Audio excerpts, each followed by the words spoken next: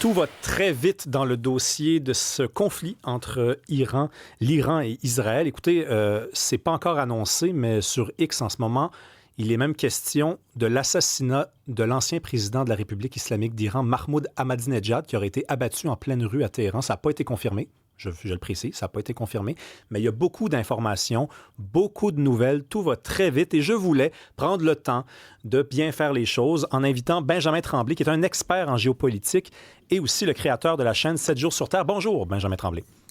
Bonjour, Rémi. Merci de me recevoir. Vous suivez ce dossier-là depuis des années. Je suis allé faire un tour sur votre chaîne YouTube ce matin où vous produisiez des reportages il y a encore 3-4 ans déjà, où vous parliez de cette menace nucléaire, du rôle que joue l'Iran dans la région. En ce moment-là, de la façon que c'est rapporté dans les grands médias, est-ce que ça coïncide avec la vision que vous faites de ce conflit-là? Seigneur, je suis heureux que vous me donniez l'opportunité de commenter en ces termes parce qu'effectivement, je trouve qu'il y a une incompatibilité entre la réalité, entre ce qu'on peut analyser avec un peu de contexte, en comprenant la dynamique régionale, et le narratif populaire qu'on présente actuellement, comme qu'on est au précipice de la Troisième Guerre mondiale et une escalade s'en vient d'une minute à l'autre. Dans le contexte actuel, on regarde plutôt quelque chose de totalement différent. En ce moment, ce qu'on voit, c'est que l'Iran est vraiment dans les câbles.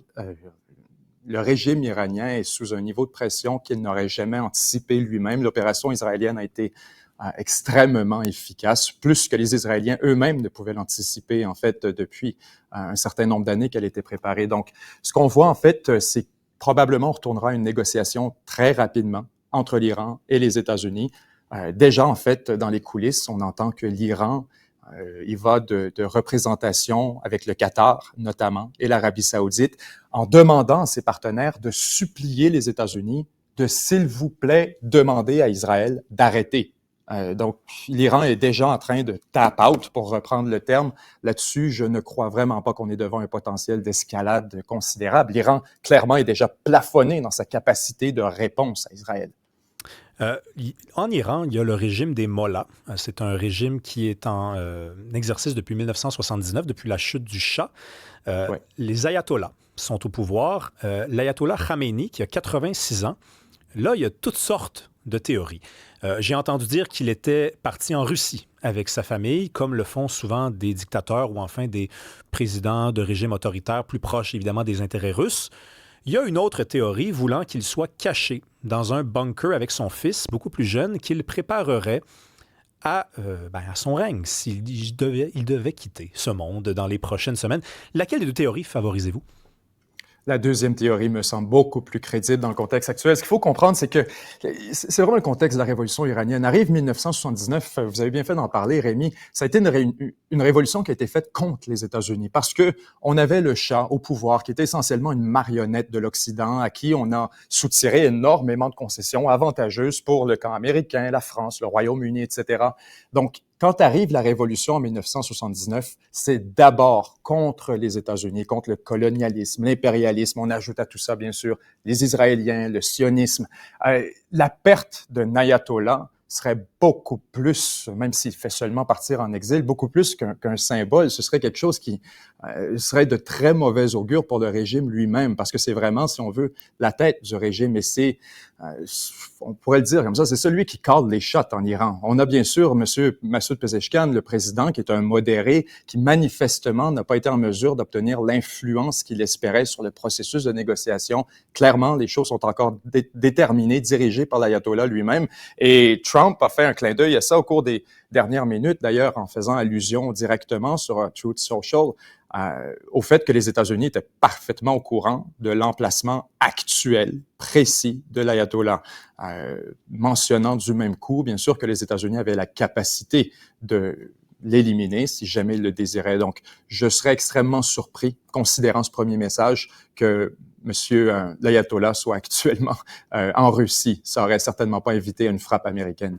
Oui, mais d'ailleurs, ça, c'est une question intéressante parce que pour beaucoup de personnes, si l'ayatollah est abattu, et que même s'il y a une stratégie pour poursuivre dans la même lignée ce régime-là, ça pourrait être la fin, parce qu'il y aurait dans la rue une majorité d'Iraniens qui seraient favorables à un changement de régime. Est-ce qu'on est vraiment capable, de notre côté de l'océan, de mesurer le taux de soutien des Iraniens, y compris de la jeunesse, à ce régime-là? À peu près pas, parce que beaucoup de ce qu'on voit, il y a bien sûr des éléments de propagande là-dedans, de la part d'Israël, de la part des États-Unis. On a bien sûr un avantage en Occident à exagérer la vulnérabilité du régime iranien. Soit dit en passant, je remarque autre chose, c'est qu'il était aussi dans l'intérêt, manifestement, et de l'Iran et d'Israël, d'exagérer la puissance militaire de l'État iranien. C'est un peu ce qu'on découvre aujourd'hui. C'est que depuis un certain nombre d'années, bien sûr, les Israéliens ont fait grand bruit de ce programme nucléaire, comme quoi c'était une menace directe à l'État d'Israël. Le premier élément qu'on comprend maintenant, c'est que ce programme était moins avancé qu'on le pensait, un programme beaucoup plus vulnérable qu'on l'imaginait, mais surtout, on découvre que la capacité militaire de l'Iran est essentiellement nulle lorsqu'on lui retranche ses proxys, ses tentacules qu'on utilise normalement pour frapper Israël sur la tête. Ces tentacules, ce sont bien sûr le Hamas, le Hezbollah, les Houthis au Yémen, les milices irakiennes, on pourrait même ajouter à ça Bachar al-Assad qui est tombé récemment en Syrie. Donc tous les instruments qu'on aurait normalement du côté de l'Iran pour se défendre ont été éliminés, neutralisés par l'État d'Israël. Et ce qu'on constate, c'est quand on arrive à l'Iran lui-même, les moyens sont extrêmement limités. D'ailleurs, la force balistique de l'Iran, les missiles, on a exposé un énorme mythe au cours des dernières heures, alors que l'Iran est tout simplement incapable de saturer le bouclier antimissile israélien. On a été en mesure d'intercepter l'essentiel des attaques. Et donc, l'Iran est tout simplement incapable d'imposer une punition proportionnelle à celle qui lui a été imposée pour commencer dans cette opération. Donc là-dessus, il y a un point, et vous venez de le toucher, c'est celui de la crédibilité du régime qui, il faut le dire, là, a passé les 20-25 dernières années à marteler qu'il était le seul à se tenir entre la population iranienne et justement cet impérialisme, ce sionisme israélien qui allait un jour finir par essayer de les attaquer. Il se présentait comme la seule forme de défense de la population. Aujourd'hui, on est en droit de se demander si ce n'est pas en fait le régime lui-même qui a invité ces attaques par ses actions précédentes. Alors maintenant, on a la population iranienne qui regarde dans le ciel de sa capitale l'aviation de cet ennemi contre lequel on nous avait juré d'être protégés, qui opère en toute impunité en plein jour. Alors, effectivement, la population serait en droit de se demander et de se questionner sur le niveau de compétence du gouvernement. Là-dessus, je pense que les Israéliens ne se font pas d'illusions. On tente effectivement de changer le régime iranien. Puis là-dessus, c'est surtout une question stratégique. On le voit en ce moment. Les Israéliens ont tué essentiellement tous ceux qui étaient associés de près ou de loin au régime, au programme nucléaire iranien. On a frappé les infrastructures, on a fait notre possible pour le ralentir et l'obstruer, mais on pourra toujours reconstruire. On pourra toujours avoir de nouveaux scientifiques. Et donc, au fond, la seule manière pour Israël de se débarrasser de l'arme nucléaire en Iran, c'est de se débarrasser du régime qui désire cette arme nucléaire. Là-dessus, on voit donc Israël qui, M. Netanyahou, notamment en premier ministre israélien, qui s'adresse directement à la population iranienne en disant « Vous n'êtes pas notre ennemi, le régime est notre ennemi, vous méritez mieux. » Alors, clairement, des appels explicites d'Israël à une révolution en Iran. On a une question, je pense. Oui, on a un commentaire d'un auditeur qui rapporte les propos de Tulsi Gabbard le 25 mars dernier, la directrice du renseignement national aux États-Unis, qui dit que la CIA continuait d'estimer à ce moment-là que l'Iran ne construisait pas d'armes nucléaires. Donc, comment on peut voir la part des Américains au courant des derniers mois, mais aussi au courant des dernières heures à cet égard? Ils ont probablement raison. C'est ce que je vous disais un peu plus tôt quand on découvrait justement que le programme nucléaire iranien n'était pas aussi avancé qu'on le pense. Là-dessus, il faut comprendre la motivation d'Israël. Il y a une fenêtre stratégique, et d'ailleurs, les Israéliens ne s'en gênent absolument pas pour en parler, alors qu'on évoque cette fenêtre stratégique qui se refermait. La fenêtre stratégique, on l'a décrit un peu plus tôt, c'est justement la vulnérabilité extrême dans laquelle se trouve l'Iran actuellement. Je ne sais pas si vous vous souvenez, il y a quelques mois, il y avait eu une frappe des forces israéliennes sur l'Iran, et on s'était concentré à ce moment sur surtout la défense antimissile, pour ouvrir une brèche en ayant en tête d'ensuite aller frapper le programme nucléaire. Et à ce moment, Trump est intervenu en avril, avait demandé à Israël de mettre l'opération sur la glace le temps qu'on menait des négociations. Alors donc, depuis un certain moment, je pense que les Américains sont très au courant que les Israéliens voulaient frapper. La question, c'était seulement quand. Et Israël voyait sa fenêtre se refermer. On voit actuellement la Turquie qui commence à prendre le contrôle de la Syrie, à imposer son propre système de défense aérienne, à déployer des éléments tactiques militaires pour, bien sûr, faire l'interdiction des Israéliens. Ça, il faut le comprendre. Israël a eu besoin de survoler 2 pays qui ne sont pas nécessairement ses amis pour ensuite se rendre en Iran.